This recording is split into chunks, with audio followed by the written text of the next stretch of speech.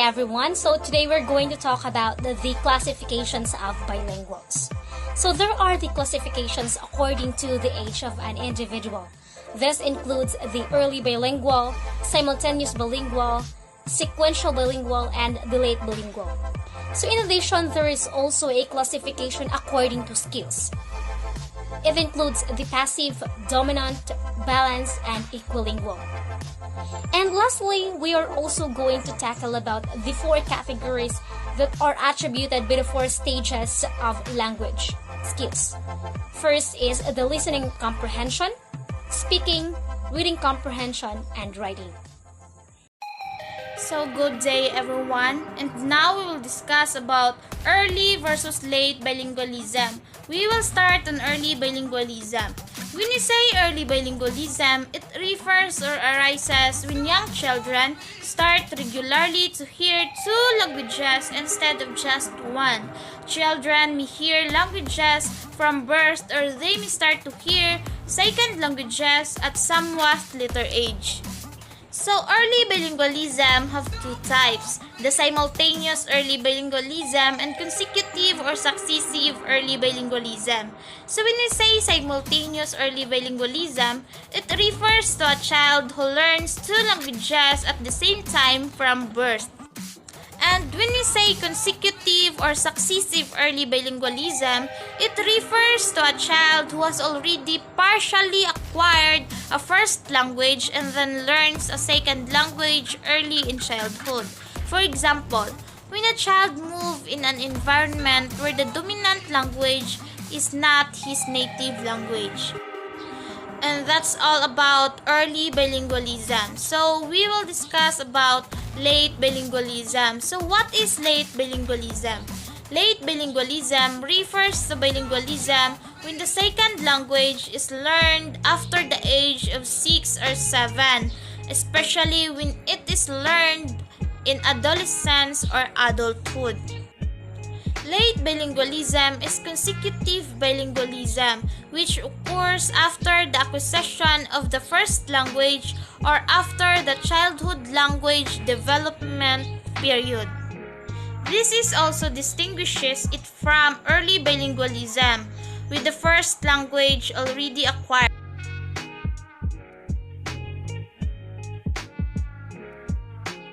Good day.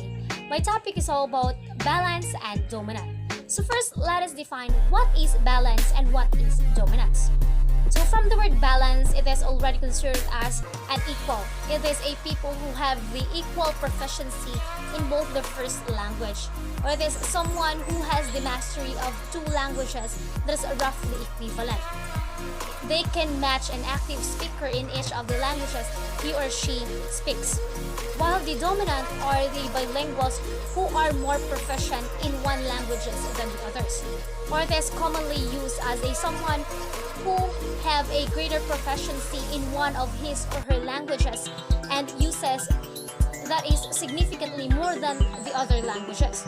So for example, a child from China can speak Chinese and English language in a balanced way and communicating and interacting with other people, while a Filipino child can speak 2 or more languages that is considered as a dominantly because he or she can know how to speak other languages that is inside and outside of his country that others may not know.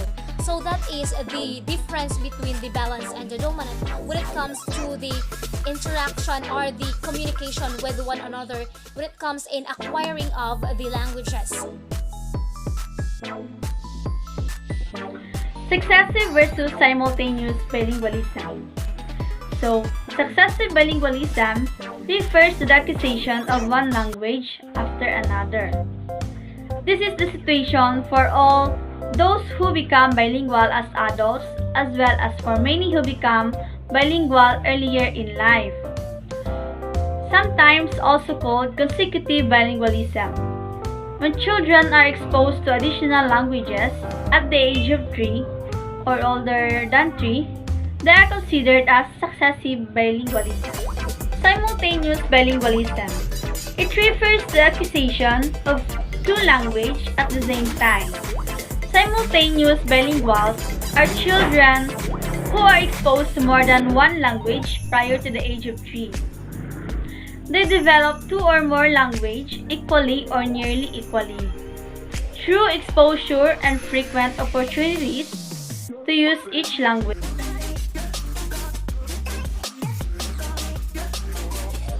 Good morning. Today's video I will going to define what is elite and what is folk. First, what is elite? Elite is a small group of people who exercise disproportionate power and influence.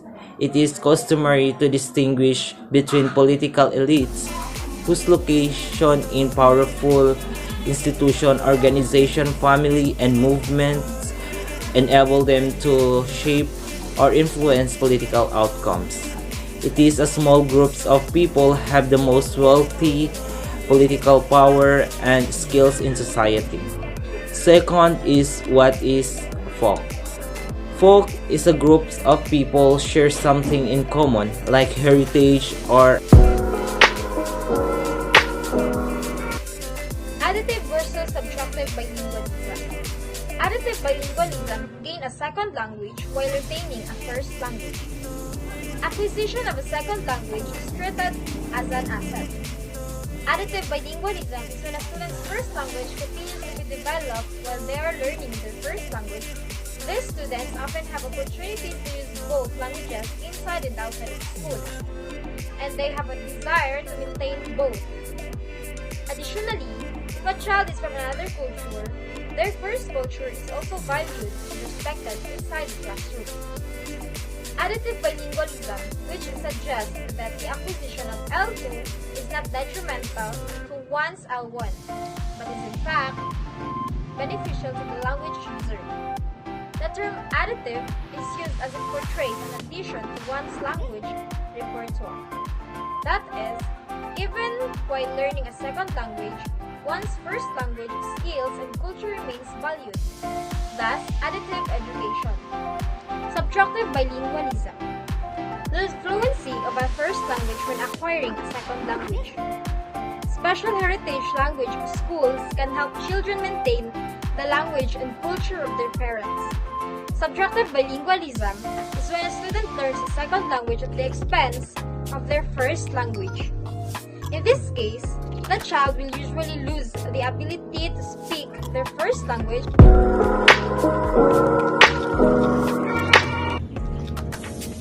Reading comprehension.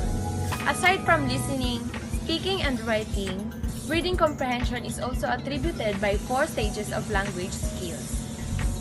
Reading comprehension is a must, especially in learning a language, or even when we try to remember a language that we once learned when we are young. When we read, we are not only reading it continuously as if word that we are reading the same spelling or different meaning from other words, especially when it comes to languages. We have different languages because of the different races who colonized our country.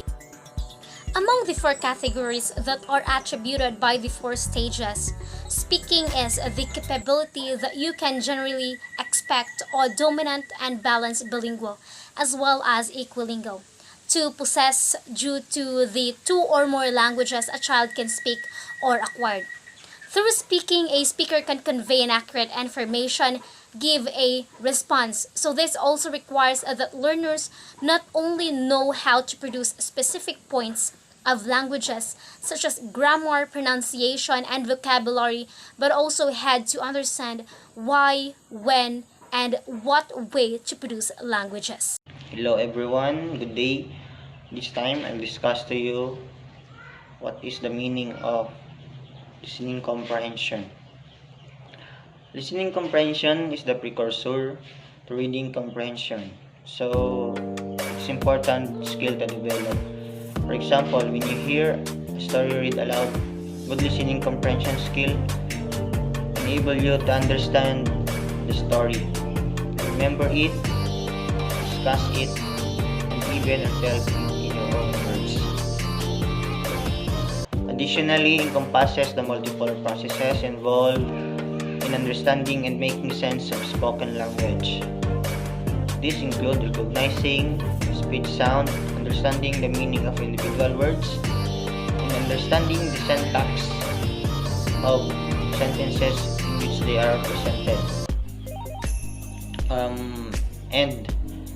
While the meaning of comprehension, the ability to understand completely and be familiar with the situation. So, what is the importance of listening comprehension? First, effective listening can help you become a better student, educator, or even public speaker. Second, effective listening can help you become more effective in your interpersonal relationship. Third,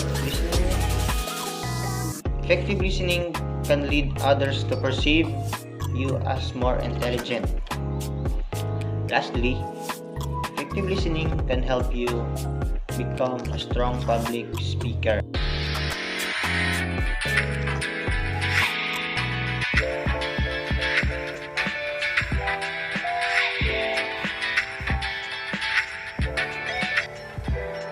The last one is writing.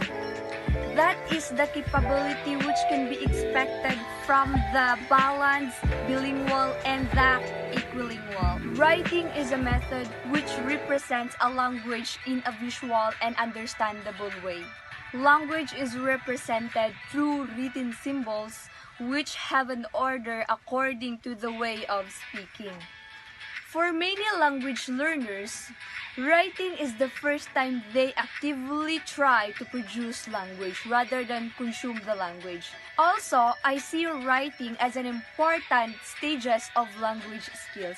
And I always recommend preparing a script before your first conversation. Overall, the 4 categories can be attributed by the 4 stages of language skills. We have listening comprehension, speaking, reading comprehension, and the last one, writing.